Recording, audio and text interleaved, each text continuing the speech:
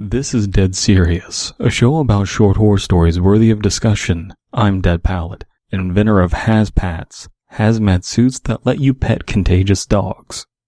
Today we're taking a look at Screensaver by Abysmii at the behest of Abysmii. Let's get right into it. There has been a singular thought probing my mind pretty much every day now. I can't stop contemplating at how much time I've lost, how many quick hours I've evaporated into nothingness from which they came, and how foolish it is to fret over arbitrary measurements on the passing of the universe. Still, I can't help but wonder. I stare at the illuminated screens all day. They are at my day job. They are at my second job I wish was my day job. They are my free time between my two jobs. They are my nightlight before I sleep. They are my communication to the outside world. So far, this story is very relatable to me. It is how I am. I spend a lot of my time on the computer. I spend a lot of time, contemplating stuff in front of a computer. That's very relatable to me. This is a very introspective story, very much so about this narrator telling you about these weird kind of thoughts that are going through their mind. But let's press on. This is a rather short story, even for the kind of slap fiction we've been dealing with. But I don't think we have enough information to really say anything just yet. Not that I interact much with the outside world.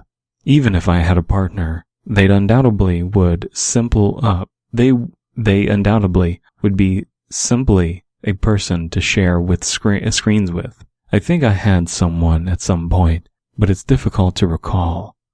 Once I sat down at a screen while a lover's spat erupted outside my window. I had not heard such volume and anger in a voice since my parents' divorce long ago.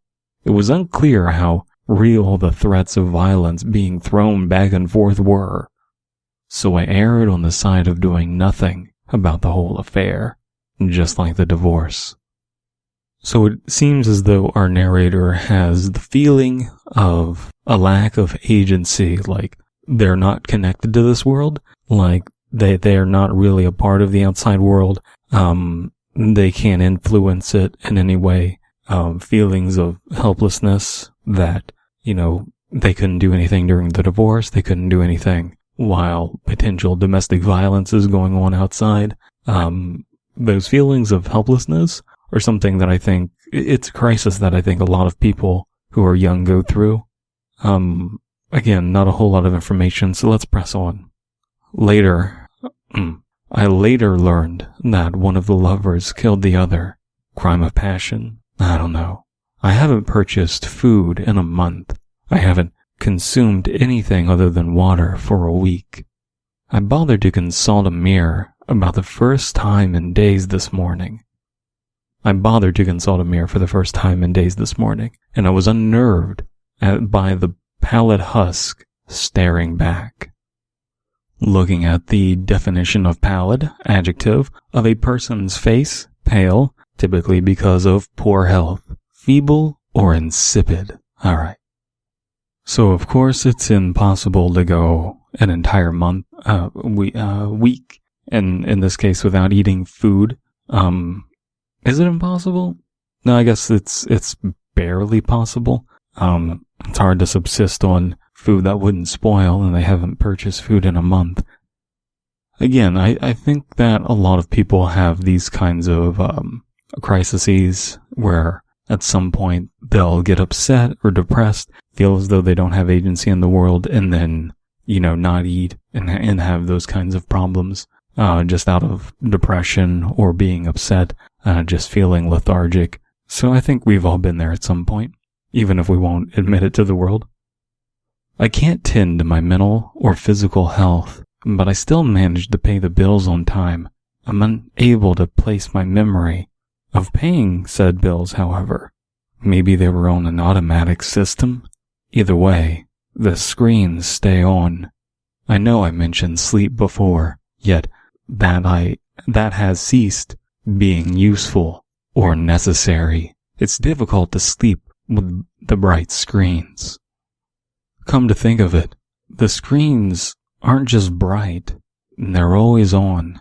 As I peer around my cramped apartment, my eyes are instantly drawn to the computer, tablet, TV, phone, even the clock on my microwave. They don't turn off anymore. I just watch them. I just pay the bills so they can remain on. Should I go outside? Can I go outside? And that's the end of the story. I like the restraint of the story. It doesn't try and be something that it's not. It's personal musings. It's about the self. It seems to be venting. It seems to be coming from a dark place. Obviously, it's horror, right? But it's coming from. It feels like this was written after the fact, after someone had gone through something like this. This seems like a very down-to-earth story. I'm glad that it's not trying to be something that it's not. I think I already said that. I believe it's important that we focus on not feeling like a story needs to be bigger than it is. This story is about a single person who is feeling lonely, depressed, lethargic, caught in a loop, caught in a rut, feeling like they're addicted to these screens. The story is posted on Too Spooky, and Levecki posted this comment. Neat story. The lover spat seems a little out of place. It just doesn't have the same tone as the rest of the story. Though I can see what you were going for. Not much else to add. Good job. I both agree and disagree with this comment because the lover spat illustrates that our narrator feels helpless to do anything. Even though they're right there, even though they could intervene, they feel as though they just really can't do that. They have these feelings, these somewhat irrational feelings of helplessness. It does seem somewhat out of place, so I'm wondering if adding more examples of things going on around our narrator that they're just unable to intervene on, having some more examples of that, maybe using the rule of threes, that might help this out a little bit, feel less out of place. So I can definitely see where they're coming from, but overall, I think that the lover spat is necessary, and the lover spat ends up in a death. Maybe the other two things don't even need to be that big. They can be significantly smaller. Just spitballing, what if you had coffee in a coffee maker, and rather than cleaning out the coffee maker, like mold just starts growing in it, and you don't do anything to clean out the mold, you just let it fester. That would be my suggestion. I like this story. I've exhausted what I need to say about it, so let's get on to our sponsor, which today is Adidas. Adidas red tracksuits, the unofficial uniform of Russian gangsters.